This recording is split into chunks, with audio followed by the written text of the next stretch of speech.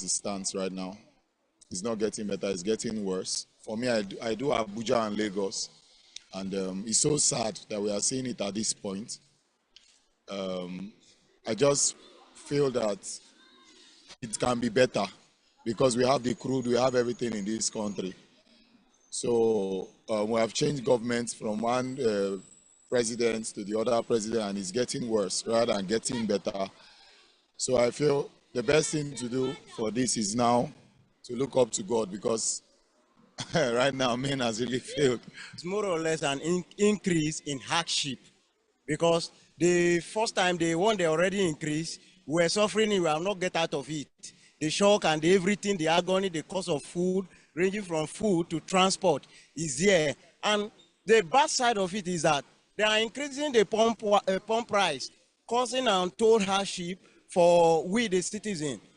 And salaries has not been increased. Nobody is talking about salary. We pay everything.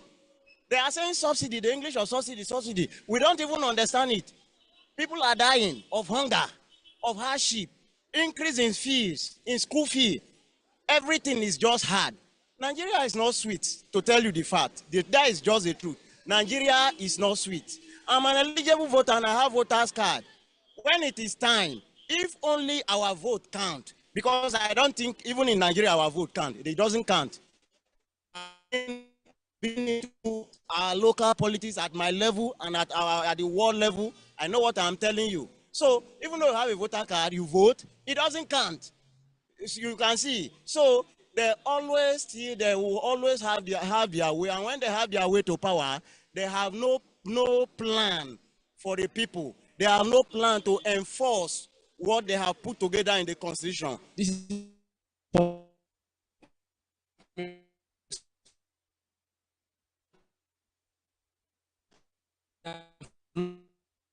even start from the recent flood. Then you are now telling us that you have increased the pumping price. Then where are we going to start from? Everything, if you go to market, this thing will still affect the prices of commodities. And people are suffering, and the government is not doing anything.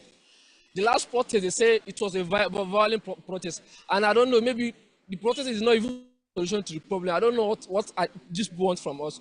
Because the survival means is difficult. People are suffering every day, hunger. People are on the street begging. And you are still adding a pumping price again. Please and please, we beg the federal government to look into this matter. If they can return this fuel subsidy, even for some time, please let them just do that. Let them just do anything that will make this thing easier for us. Because people are not even eating a day now. 1 square meal is even difficult for a lot of families. Not talk of even 3 square meal. And again, you are still adding the pumping price. The last time it was 600 and something. Before we know, they say 900 and something. Now it's 1,000 something. Then if they keep on going with this increase of pumping price, then one day we'll even walk over and see 2,000. And it's not even reflecting our earnings. They don't increase our salary, even the minimum wage. How many states are they even paying them? Even the federal government itself, are they paying the minimum wage? Please, they should look into this matter. Please, about the government, please, government, try and make a lot of things for us, because something are happening in this country. Do you know what I'm facing through? I'm 22 years old. Please, the government, try and make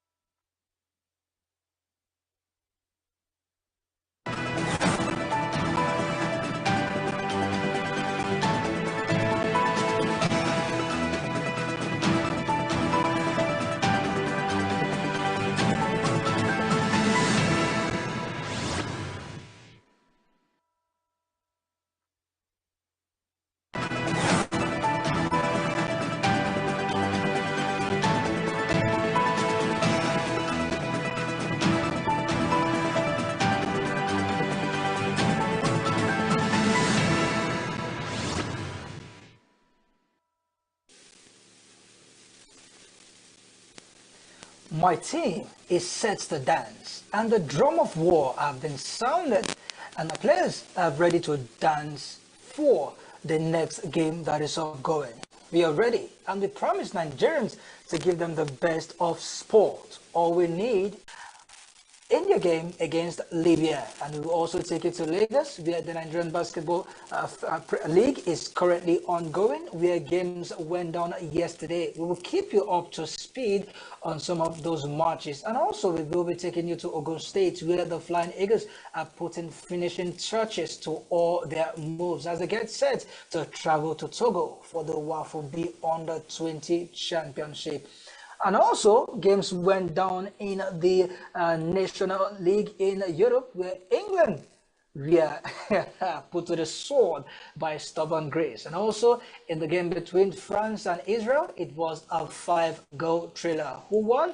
Who lost? Stay tuned to find out. All these and many more loading on the show this morning. Don't go nowhere. Let's go on this breather. When we return, we will take you live to the nick of action.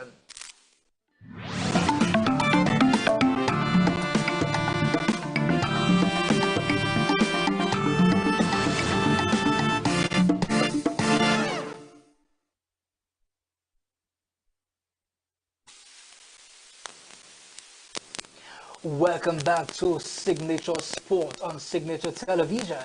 We'll begin with basketball as the Zenith Bank Nigerian Basketball Federation Women Premier Basketball League started yesterday with amazing games that went down. First off, we saw the game between Titans and Bielsa Wales, where Titans actually showed that they were Titans indeed, but the Wales from Bielsa proved superior as they ran away 60-40 in that encounter. And also the other game that went down saw the likes of Nigerian Customs against Dolphin. It was a thrilling game where Nigerian Customs showed that indeed they are not just mounting the borders on the road alone, but also in a game of basketball, they are good to go. It ended 74-61 in favor of Nigerian Customs, where they showed class in all of the quarters except the third quarters, where Dolphins ladies showed that they didn't come just to play around. They won the third quarter by 17-14, but all in all, it was the Nigerian Custom team who went ahead to show that they deserve and needed the game more. Actions will continue later today at 12 noon and also at 4 p.m. Where the likes of Safety Babes as well as other teams, especially Plateau Peacock, will be in action later today to thrill audience at the National Stadium right there in Surulere, Lagos State. And away from basketball, let's take you to football now. But before we delve into the big one, the match day live today at the Gospel Stadium, let's touch down at Ogun State in Ikane, where the Flying Eagles, under the tutelage of Aliyu Zubero, the head coach of the Nigerians under-20 team, are currently on a 2 weeks training camp.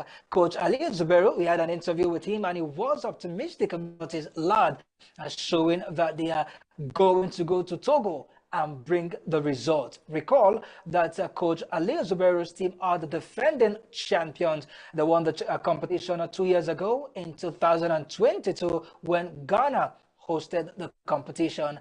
They are currently locked in Group B, where they will face Burkina Faso and the Young Elephants of Ivory Coast in a 3-team group. But in Group A, we'll see Togo, Ghana, Niger Republic, and Mali slug it out in a 4-team group. And away from that, we go to the big one that is built for today. Nigerians are waiting impatiently, permit me to add, they are impatiently waiting for the kickoff. And now the time has slightly changed from 4 p.m.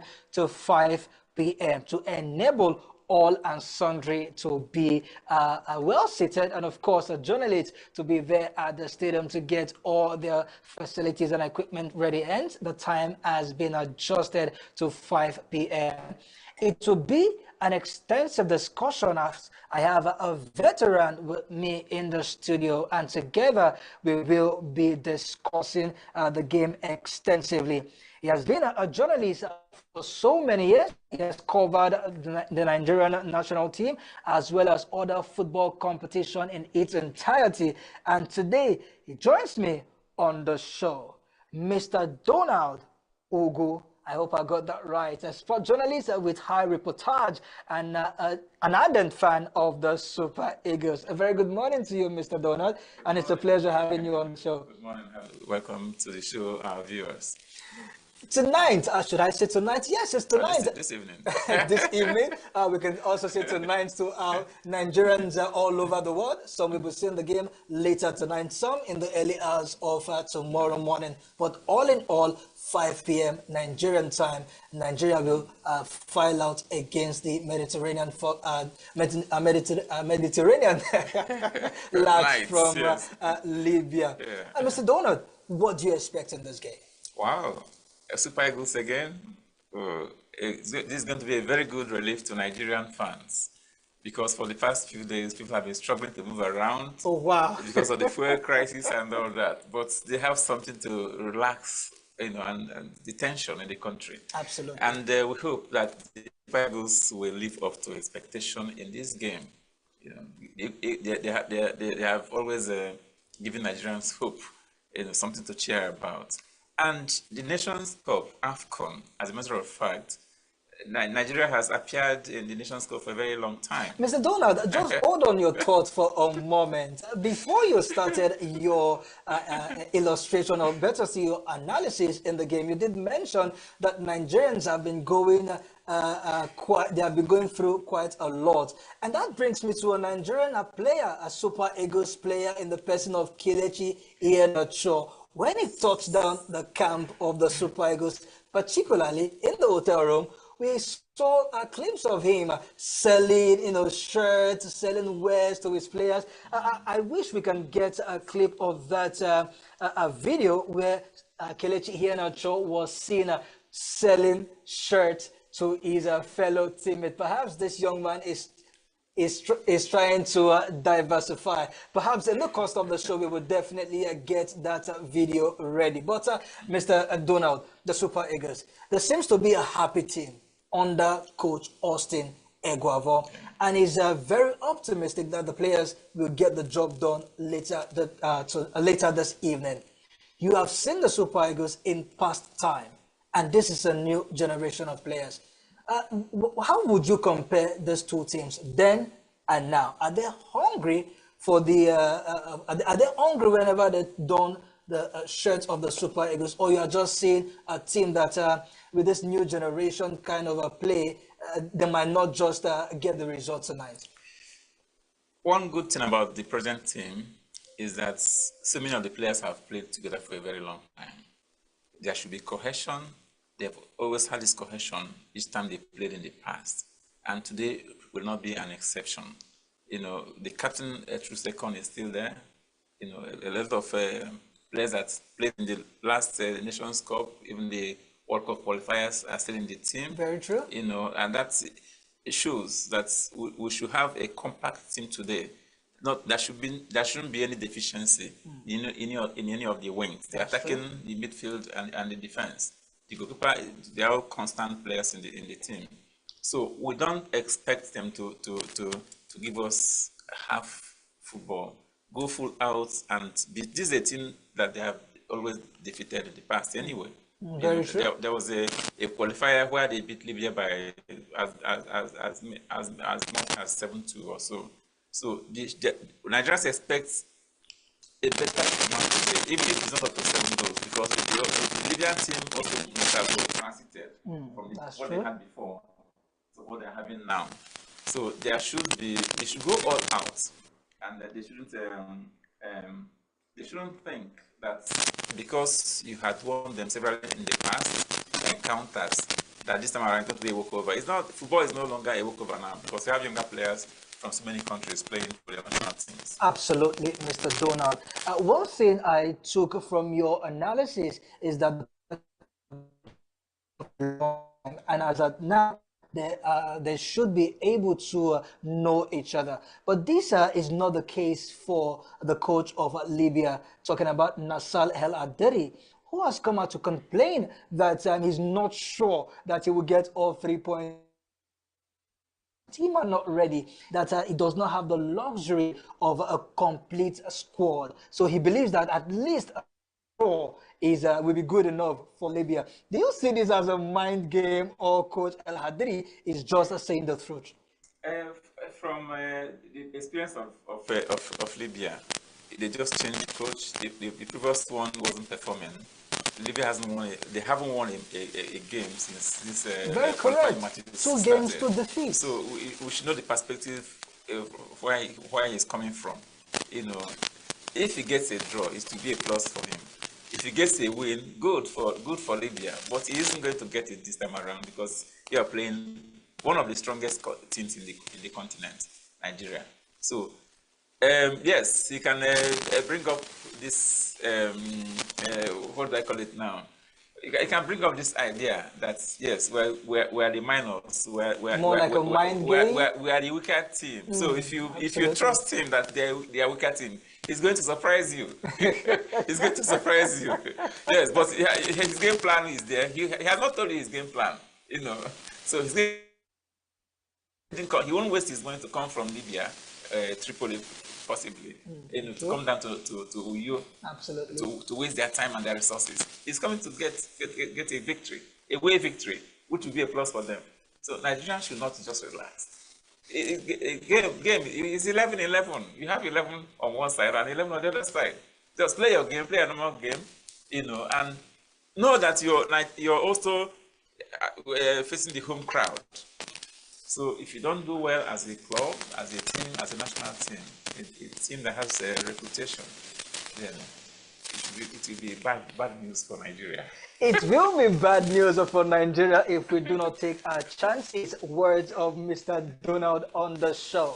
But before we continue on the show, we have a clip of Kelechi here in our show with his teammates having a good time in the hotel room where he was seen displaying his wares and encouraging his teammates to come patronize him and get a shirt or two for themselves. Before the game, actually, we heard lots of issues around this particular game between Nigeria and Libya, especially the sad news that we got yesterday afternoon concerning some journalists that were attacked en route to Uyo, going to cover the game. But before then, let's take you to Kelechi Iheanacho and his teammates with the likes of Taiwo Awoni, Victor Boniface, and of course Fisayo Dele Bashiru, all having a good time in the hotel room. Take a listen and also take a view.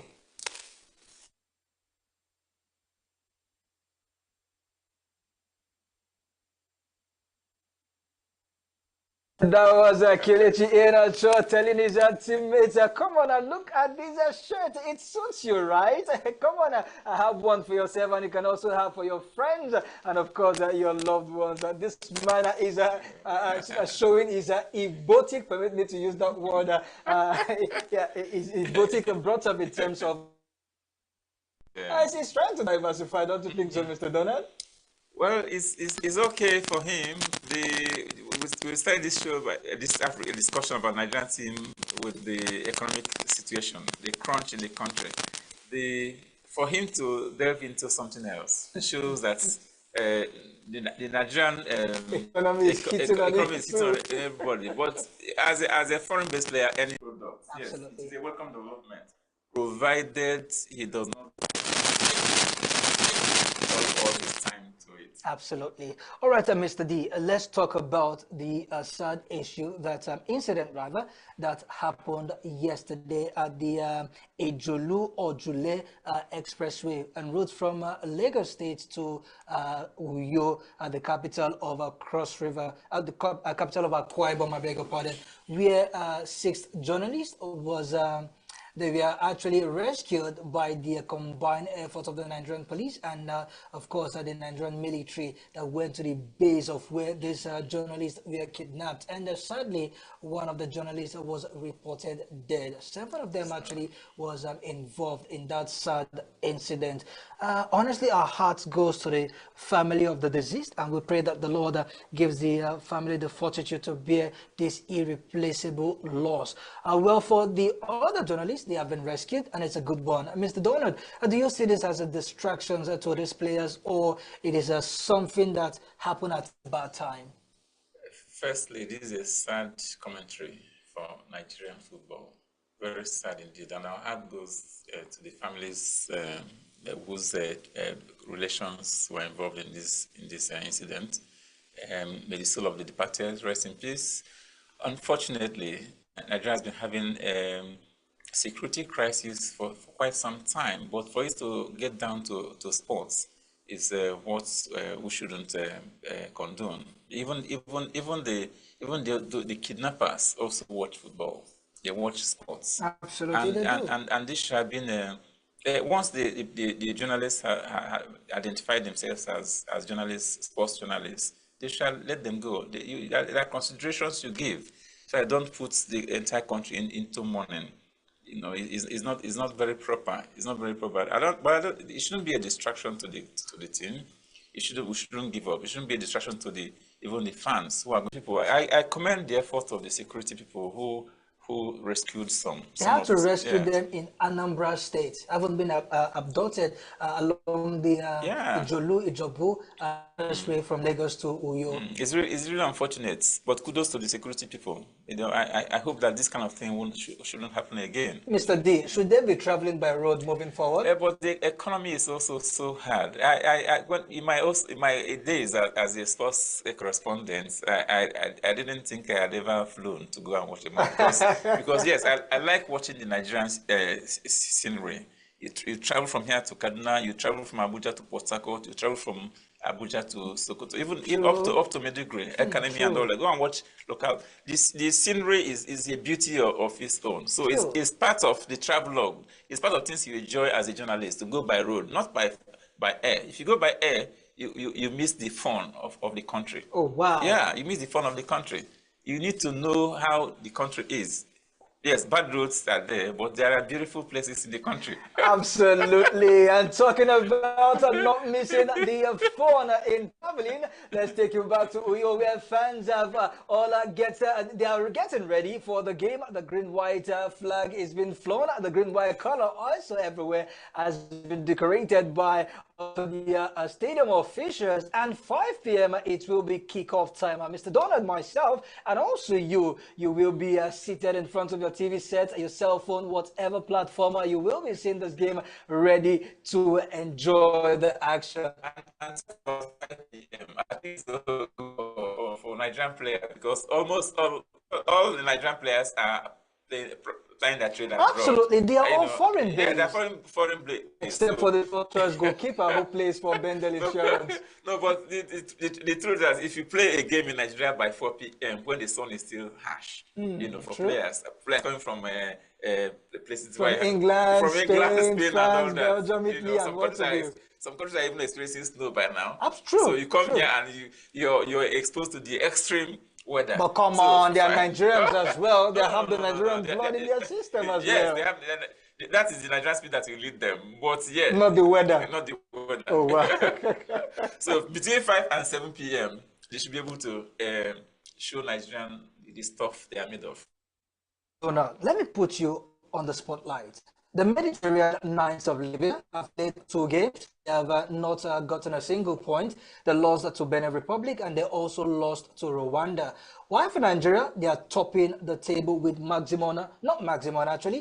points. Yeah. They won 1 and they drew 1, winning against the Benin Republic, and they played out a goalless draw against Rwanda. What's your scoreline for the game tonight? For me, I don't expect anything less than 2-0. So it's a win. It's a win, outright win. But 1-0 will not be it. I don't expect anything less than 2-0. 2-0 is it. 3-0 better. 3-0 better. Still, let me put you on the spotlight, Mr. Donald. Who would you, should I was the word now, say, who would you pick as the goal scorers for the two games, two goals? Osimhen is not in the team. Anybody can score in Nigeria, and this I really don't like this idea of having points, man. Points, man, because But Ademola Lookman in our last few games have been a point man. Most of the goals have gone through him. I want us to go back to Taking up to the 90s. when someone could come from 2 or from 3 to score. To score a goal. To score. That is when you have a compact team. So you want a defender this time to at least get a goal? Honestly, I even want somebody who hasn't even scored for the team for a very long time to score the deciding goal. The bookers that are actually watching these show will not want to agree with you because right now football is all about investment, if you understand what I mean. Other teams that also will be every Republic and Rwanda, both nations will square it up against each other later tonight. Other games that will be going down later tonight. But we saw some good games yesterday where it was all about Algeria putting a 5-star performance against their opponent Togo. The game ended by 5-1, where they showed class and panache. Sahida Brahama got a brace in that game, and the team won by 5-1.